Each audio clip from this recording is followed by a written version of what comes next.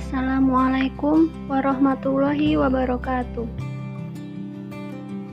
Kami dari kelompok 4 dengan materi usaha dan energi pada muatan dari kelas fisika 3A dengan mata kuliah listrik magnet dan dengan dosen Bapak Ardian Asyhari MPD.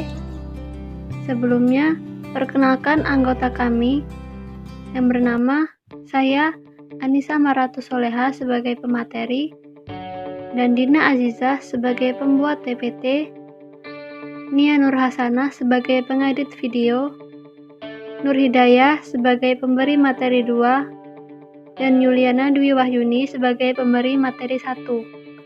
Oke, langsung saja. Untuk subbab 2.4.1, usaha yang dibutuhkan untuk memindahkan muatan listrik. Pada gambar 2.39, terjadi perpindahan antara titik A dan titik B. Berapa banyak usaha yang dilakukan untuk perpindahan titik A ke titik? Di sini ada Q. Q di sini merupakan gaya listrik, yaitu F sama dengan Q dikali E. Dan gaya yang berlawanan dengan ini minus Q kali E.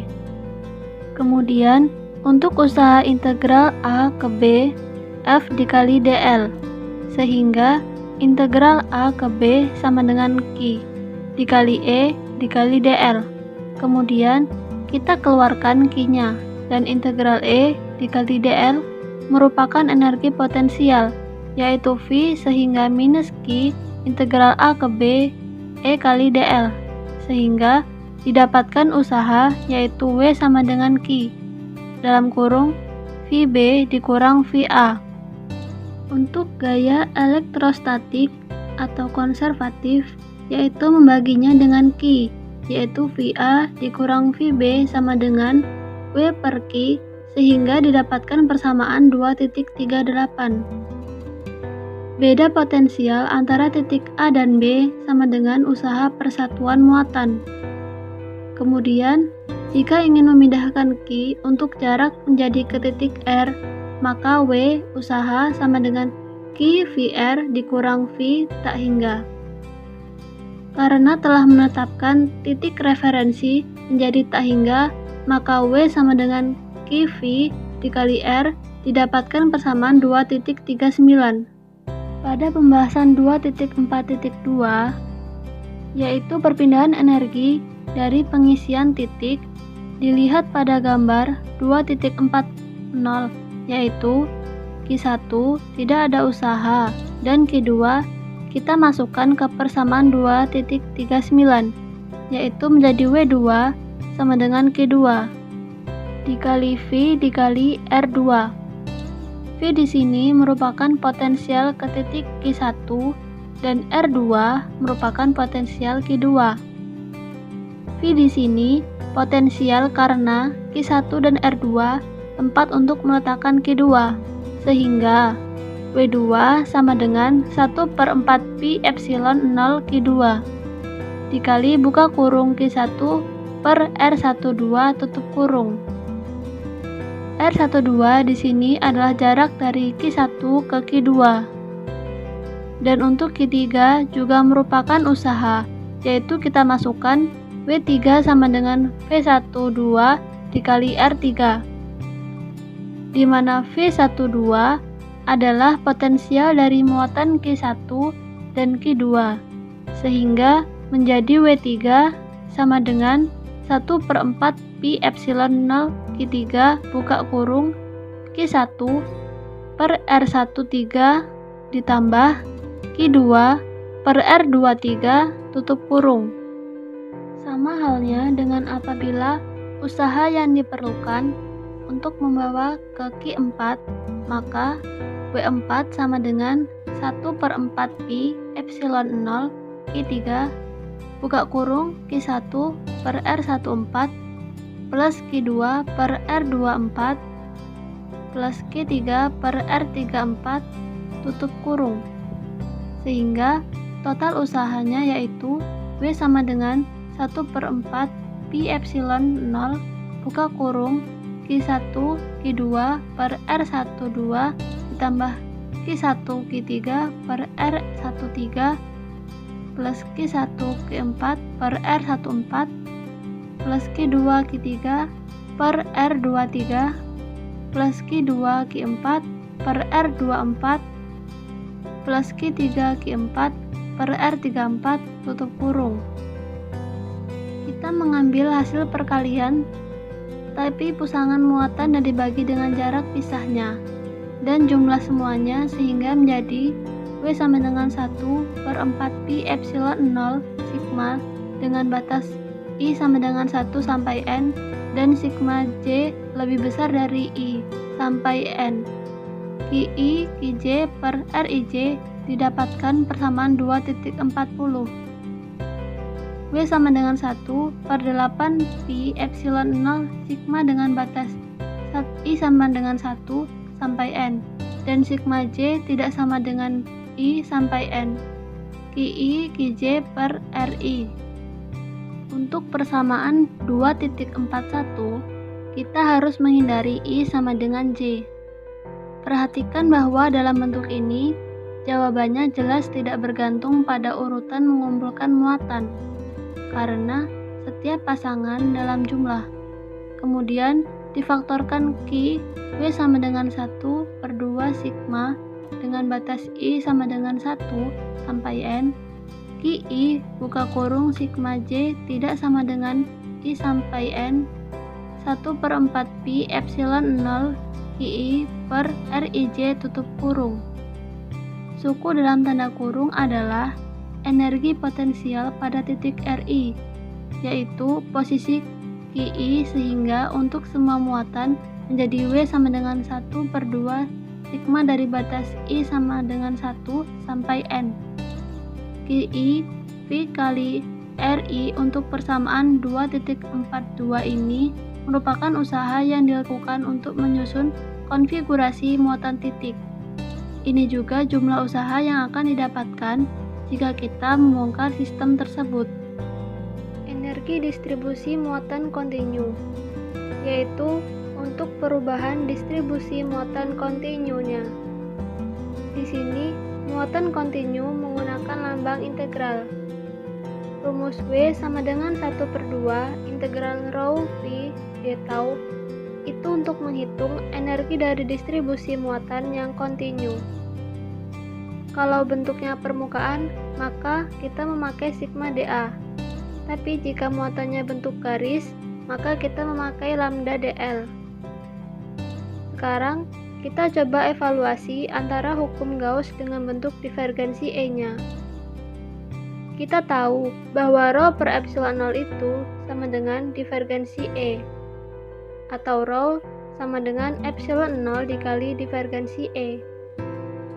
Kalau ini disubstitusikan ke persamaan yang sudah kita dapat tadi, maka jadinya epsilon 0 per 2 integral divergensi E V d tau.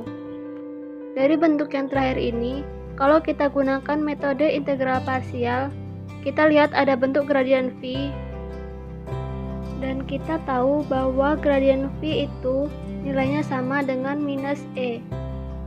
Kemudian, kita substitusikan E ke E dot E, jadinya E kuadrat.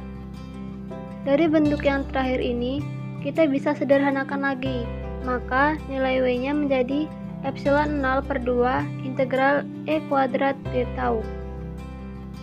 Jadi, yang menjadi suku kedua itu bisa kita abaikan, karena dilihat bentuk di sini ada integral tertutup dari E dot dA. Ingat, di bagian E dot dA itu kan kita menghitung total flux yang dilingkupi oleh muatan permukaan yang tertutup. Contoh yang pertama, tentukanlah energi dari kulit bola bermuatan seragam dari muatan total Q dan jari-jari R. Ada dua cara yang bisa dipakai. Solusi pertama yaitu yang berhubungan dengan kerapatan muatan tadi, yang rumusnya W sama dengan 1 per 2 integral rho V d tau. Tetapi berhubung di sini keterangannya merupakan muatan permukaan, maka d tau-nya diganti dengan dA.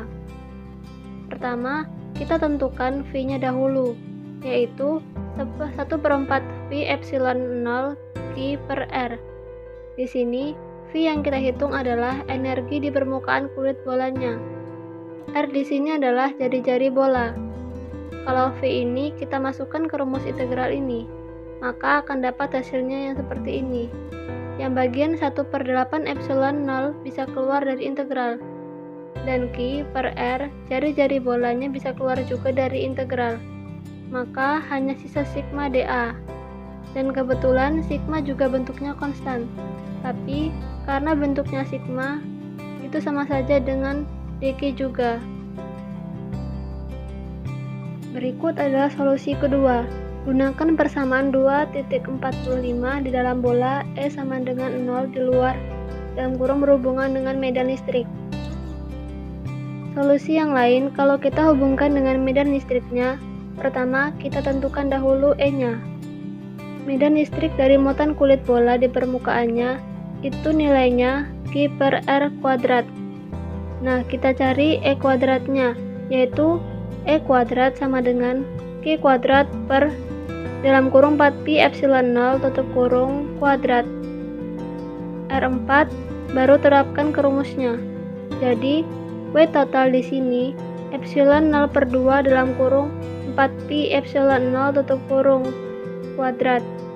Integral E kuadrat d tau dalam kurung Q kuadrat per R4 tutup kurung buka kurung R kuadrat sin theta dr d theta dpi. Jadi hasil akhirnya bisa dijabarkan menjadi W total sama dengan 1/32 pi kuadrat epsilon 0 Q kuadrat 4pi integral dengan batas R sampai tak hingga 1/R kuadrat dr sama dengan 1/8 pi epsilon 0 Q kuadrat per R. Pada subbab 2.4.4, komentar tentang energi elektrostatik atau tanggapan pada energi muatan yaitu: pertama, sebuah ketidakkonsistensi yang membingungkan pada persamaan 2.45 karena persamaan 2.45 jelas menyiratkan bahwa energi distribusi muatan stasioner selalu positif. Namun, persamaan 2.42 bisa positif maupun negatif. Dengan itu, dari mana sebenarnya 2.45 diturunkan? Jawabannya, karena persamaan 2.45 tidak menunjukkan bahwa energi muatan sebenarnya tak terbatas, yaitu dibuktikan pada pembuktian usaha total. Usaha total sama dengan epsilon 0/2 kali 4pi epsilon 0 kuadrat integral Q kuadrat per R pangkat 4 kali R kuadrat sin theta dr theta d psi. Setelah itu, usaha total sama dengan Q kuadrat per 8pi epsilon 0 integral dengan batas 0 sampai tak hingga 1/R kuadrat dr, dengan itu menghasilkan tak hingga. Persamaan 2.45 sebelumnya itu dalam artian menyatakan energi total disimpan dalam konfigurasi biasa, sedangkan pada persamaan 2.42 justru mengabaikan bagian tersebut disebabkan pembuatan muatan titiknya terbatas. Kedua, di mana energi itu disimpan? Dalam persamaan 2.45, tampaknya disimpan dalam muatan, namun dalam konteks teori radiasi untuk memperhatikan energi seperti itu yang disimpan dalam bidang dengan kepadatan epsilon 0/2 dikali E, atau energi kuadrat persamaan 2.46 itu sama dengan energi per unit volum.